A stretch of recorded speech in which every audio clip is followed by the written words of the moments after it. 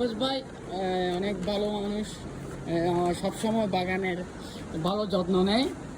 পারভেজ ভাই সবসময় ফুলের চারাগুলো, বেগুনের চারাগুলো, এই বেগুনের অল্প চারা থেকে আপনার 12টা-10টা চারা হবে আমাদের বেগুনের অফিসে। ওখান থেকে আমরা প্রায় 13-14 কেজি খেয়ে ফেলছি অলরেডি বেগুন। এখনও আল্লাহ দিলে অলরেডি ফুল আসতেছে, অনেক অনেক ফুল আসতেছে। আশা করি আমরা আরও বেশি খাইতে পারবো, সামনে রমজানও খাইতে পারবো। এটা হচ্ছে যে বাংলা কুমড়া, বাট এটা হচ্ছে আফসোসের ব্যাপার হচ্ছে যে এটাতে এভাবে ফুল আসে বাট ধরে না, এগুলো সব নষ্ট হয়ে যায়।